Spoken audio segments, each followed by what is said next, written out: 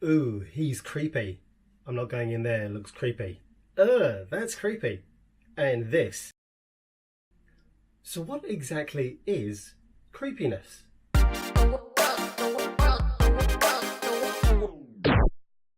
Now, creepy is a phrase you may have been hearing a lot more over the last 2 or 3 years, and often it's used in the context of unwanted advances, usually by a male after a female. But creepy can also be used to describe things or places, such as a house or an area that people are not really so keen to explore. But we don't really understand the concept of creepy all that well because there's actually been surprisingly little research done on this concept. So I thought it would be a good idea to talk to Frank McAndrew at Knox College in Illinois about some of the research he's done recently about creepiness. And I started off by asking him what he meant when he used the word creepy. Well, that was actually what I set out to do because I started to suddenly be aware of how often I was hearing the word. People would talk about being creeped out by this guy or this movie they saw or describe somebody using the word creepy. And I started asking people, well, what exactly do you mean by that? And how is it different from being afraid of something or being disgusted by something? And people were having a hard time putting it into words, but they were pretty comfortable saying it was not the same thing as fear. It was not the same thing as disgust. It was something completely different. And so I set out to just gather some information to see if we could figure out what this thing is. And I had a hypothesis about that. Right. And so what were the sorts of ideas that you were trying to test? Well, I'm something of an evolutionary psychologist, so I thought if there is this universal reaction that people have to certain situations or people or objects or whatever it is that's creeping you out, that it's pressing some kind of button in our brain that's there for a reason.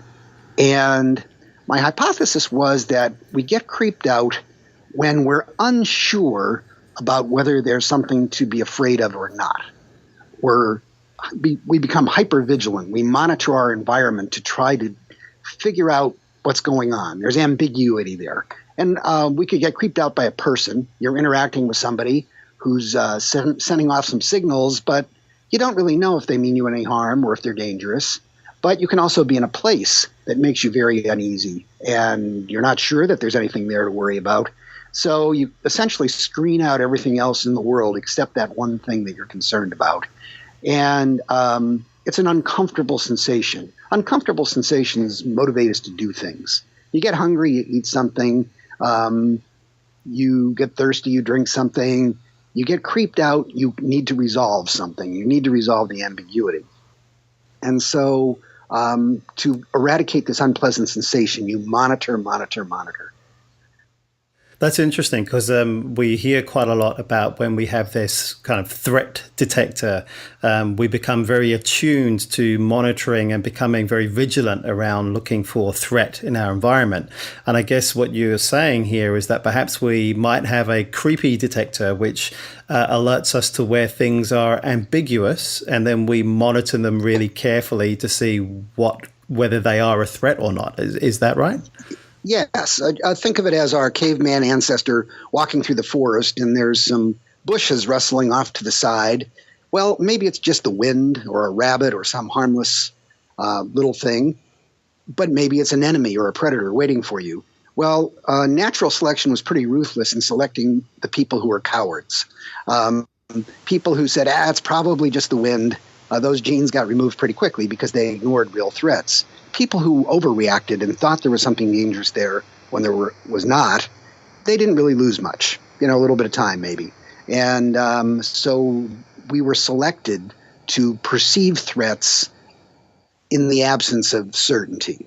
And the creepiness that we experience is our early warning signal. So I think you go through creepiness before you get to fear. Creepiness helps you figure out if there's something to run away from or not. And so creepiness, is that, do you think, just can be attributed to just people or things, or is it places too? I think it's places too. That's what haunted houses are all about. Or places that give you the creeps are places that there's no overt sign that there's something there to worry about, but yet you're on your guard. So dark alleyways where criminals could be hiding, places with a lot of underbrush that could be concealing things. You're in a place where you can't see very far into it, or it looks as if you could get lost in there and not be able to get out and not be able to escape from a threat. These places put us on our guard. We don't know for sure that there's anything to worry about, but nonetheless, they make us uneasy. I think there might be different types of creepiness, too. The kind we're talking about now, the ambiguity of threat, is what I think we experience with people who may or may not mean us harm, or places that may or may not be hiding some danger. But people also get creeped out by things that are uneasily close to being human. I think there's another way of thinking about creepiness that I didn't study yet, but I think I will eventually. When it's hard for us to categorize something, so robots that become eerily human, or dolls that are too lifelike, sort of creep people out, it seems. We've seen that, haven't we, in more recent films and documentaries that I've seen, where looking at those mannequins and robots that look incredibly lifelike, that does seem to trigger quite a different response in people. Yes, and actually this was discovered by people who design robots. I don't know if you're familiar with the concept of the Uncanny Valley, but as things become more human-like, we tend to like them better and better and better until they get almost human-like, and then they sort of plunge into this valley that they call the Uncanny Valley. It was discovered by a Japanese robotics professor. And so some of the cartoons that are being produced now, that the Polar Express is often used as an example. I don't know if you're familiar with the movie, but the characters are sort of cartoonish but sort of lifelike, and people sometimes have an uneasy reaction to them. I think one of the reasons why zombies never go away and why they're creepier than other kinds of monsters is they sort of are human. They sort of aren't. Are they alive or are they dead? They're right in that valley there. And one of the applications of this research, I know that's one of the things you may be interested in, is if you're trying to design spaces where people can feel comfortable or at ease, you need to know what it is about places that creep people out and avoid that. And if you're designing things like robots, for example, that humans are going to be interacting with, you want to design them to be optimally comfortable for people to deal with. And understanding where that creep line is can be very helpful. One of the things I noticed when I was reading some of your work, Frank, is that you discovered that we really don't understand creepiness very well at all. There's been very little work done on this concept. Did that surprise you? It absolutely astounded me. The first thing I did, of course, when I started thinking about this was to go to the literature and see what people had written about it. And I was absolutely amazed that there was not a single study ever written about creepiness. Not even, there was one small book written by a guy whose name escapes me at the moment, but the title of it was simply Creepiness.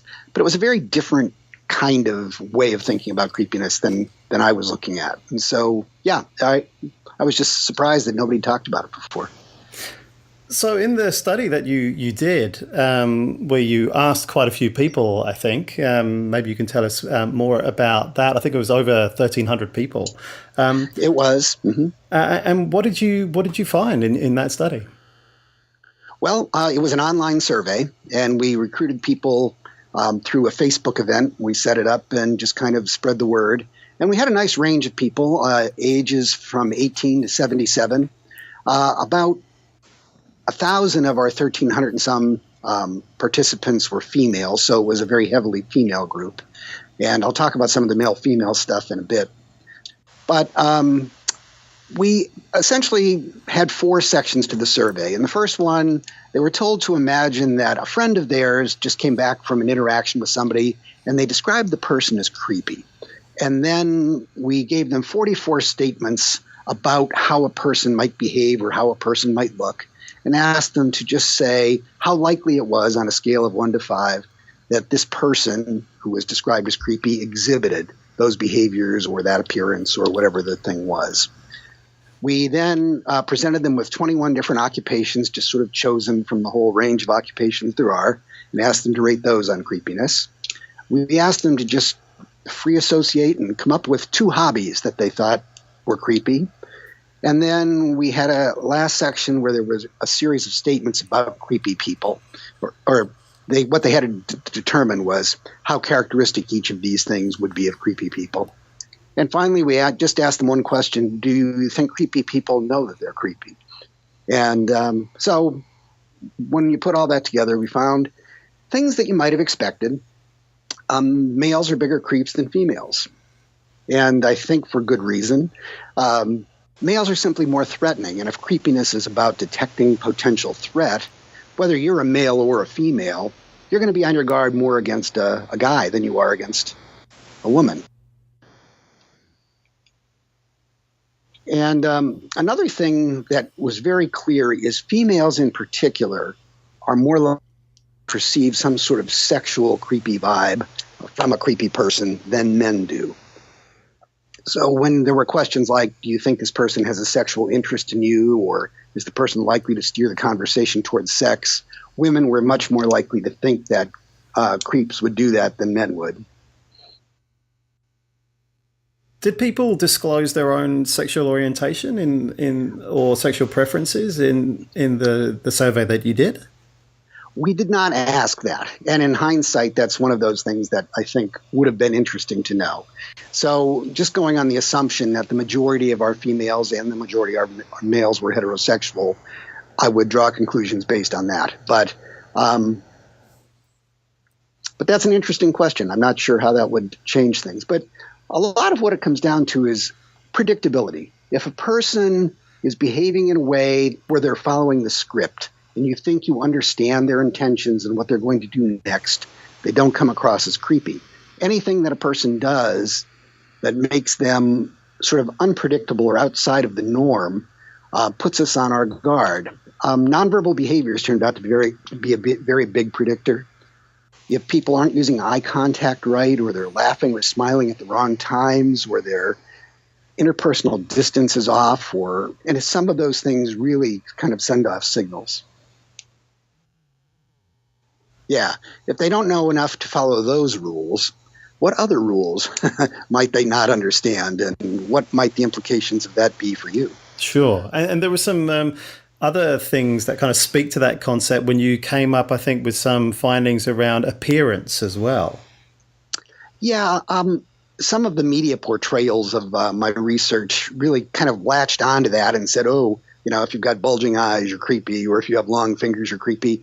That's not really what we found. I don't think the physical characteristics in and of themselves make a person seem creepy.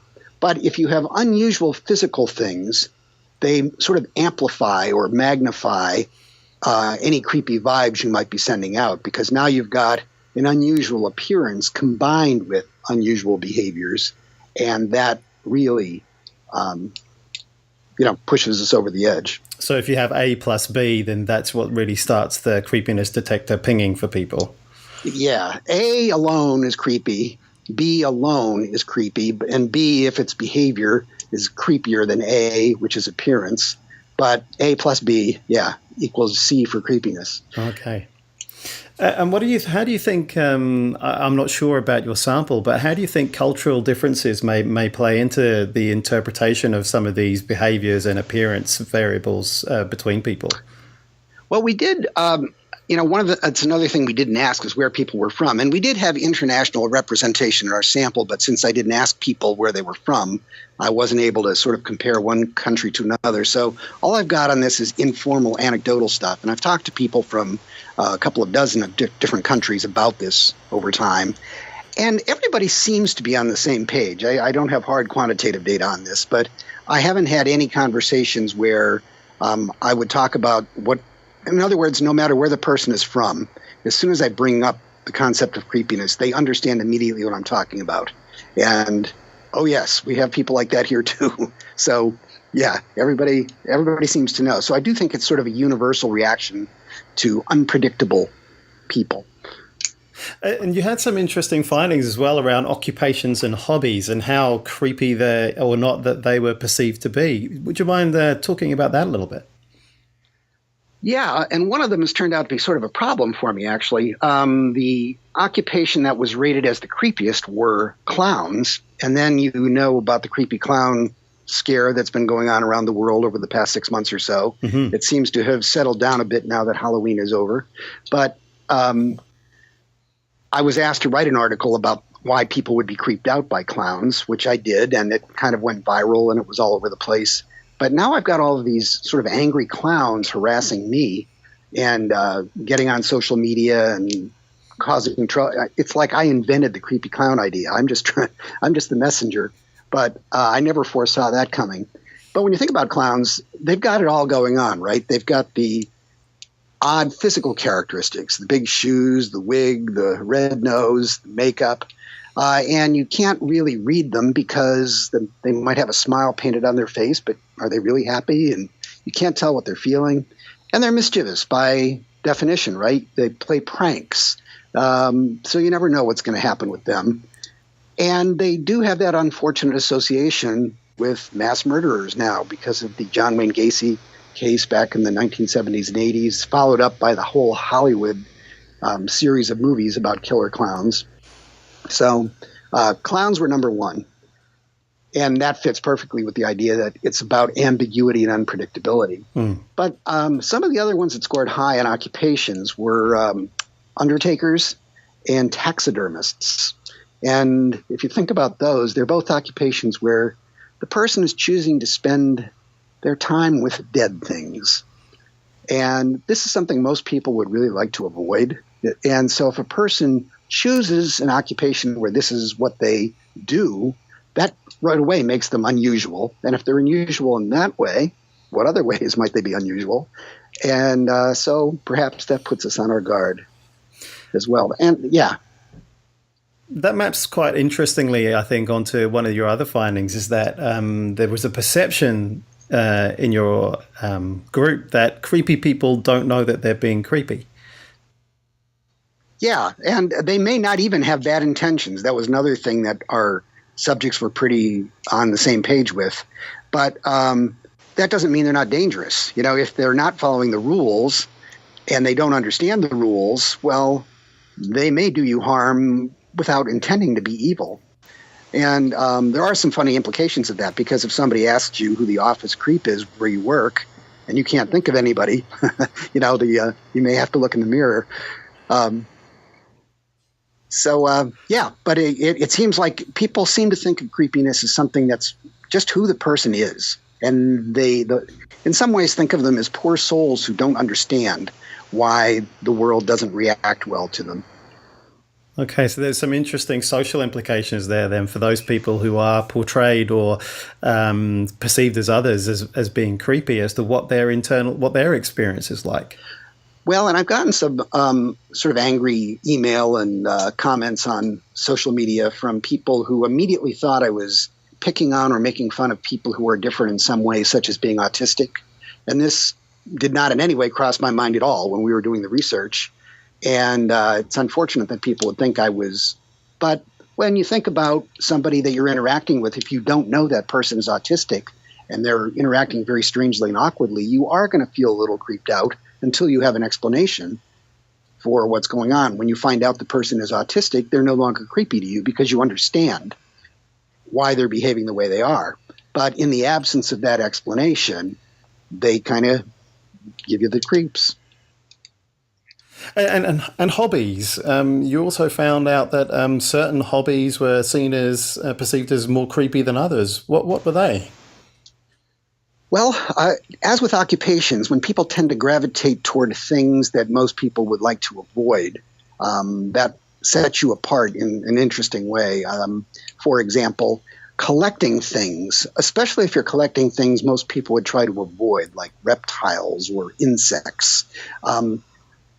People frequently mention collecting body parts like bones and teeth as a creepy occupation or hobby. I was not even aware that this was a hobby, but apparently people do things like this. I was on a talk show on Irish National Radio, and people were calling in, and some woman called in and very innocently announced that she had saved every toenail clipping she'd ever had and that she kept them in a box in her closet, and wanted to know if this crossed the line. And both the host of the show and I our reactions were priceless. I think that she really caught us off guard. But yes, talk about an icebreaker. Come on back to my place. I want to show you something. So collecting odd things and collecting things that, like doll collecting, was frequently mentioned as a creepy hobby. So if you walk into somebody's house and they've got dolls sitting all over the place, people seem to think that's a little creepy. Another category of hobbies were hobbies that involved watching things or taking pictures of things. Bird watchers were frequently mentioned as being creepy. I have a colleague here who's a biologist. He's an ornithologist. And so he's a bird watcher, and he does the bird census in our part of the country every year. But when he's out walking his dog, he brings his binoculars along because you never know when you might see an interesting bird. Well, the police have been called on him at least a half a dozen times because he's walking around in the neighborhood with binoculars, and he's right away suspicious. People don't know what he's looking at. That's something I hadn't thought about before the study. That's really interesting. I wonder how that may have changed over time as well, with how much more common things like cameras are, and people are carrying them all the time now on their phones and other devices, and so I have the opportunity to do this, and how that behavior is perceived in the modern era, with all kinds of threat in our environment involved with taking pictures or surveillance. It's a really interesting finding. Yeah, and it's harder to tell now. In the old days, you could tell when somebody was pointing a camera at you and taking a picture. Now somebody could be filming you, and you have no idea whatsoever. They just look like they're innocently looking at something on their phone. So I do think it is a new source of unease because you don't know when you're being watched. So who should care about this research, Frank? And what's the point? Where is this going for you? Well, I will freely admit I didn't undertake this with any thought of solving any of the world's great problems or righting wrongs that are being done out there. It was just an idle curiosity. But having thought about it a bit, I do think that understanding what it is that makes people uneasy, whether it's in a social situation with another person or whether it's in a place, does have real-world applications. And we talked about some of those a little earlier. When it comes to designing robots, for example, or other things that humans are going to need to interact with. We want them to be comfortable to us, not something that we're apprehensive about or we find unpleasant. And places. So, for example, if you've got a retirement community with older people and you want them to feel safe and you want them to feel comfortable going out and walking around, understanding how the design of the outdoor spaces and the arrangement even of indoor spaces can make people uneasy because it makes it difficult for them to see far into the future, and you don't want to provide hiding places for predators, so to speak. So I think they're understanding what creeps us out does have applications in the real world. I think that's interesting in terms of reducing that sense of anxiety for people who are perhaps feeling quite vulnerable already, as you say, in an older care residential home. And there may even be, who knows, a creepiness design index that could be in the offing in terms of thinking about how places can reduce that level of creepiness. Well, sure. And another place that can be applied, there's some research that shows that children really don't like clowns as much as adults think children like clowns. And of course, they're always sending clowns into children's hospitals and places like that to cheer the kids up. If we understand that kids don't get cheered up by this sort of thing, then, maybe we can do a better job of it. Nothing worse than coming out of surgery and then being terrified by a clown. That's always amazed me as well. Have you ever thought about investigating the creepiness factor involved with being exposed to a rotund, jolly guy in a red suit around about Christmas time? Oh, that's a wonderful example because there are, as a psychologist, I'm familiar with the literature on when kids develop fear of strangers, which is just about the time when they're starting to get mobile enough. They can crawl away from their parents. So they're about 6 months old, and that's when they start to be afraid of strangers. But the strangers that are the most frightening, and this tells us something about who is threatening to young children in our evolutionary past, are males with facial hair.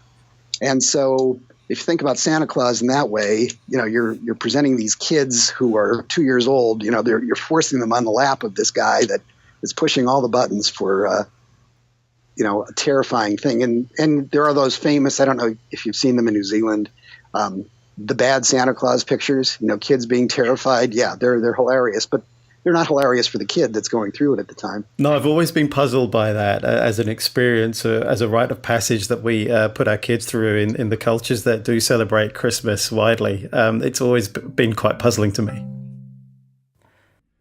Hey, thanks for joining me. If you enjoyed this psychology stuff that I do, here's some more. But also I do photography and videography too. There's some more coming up here too.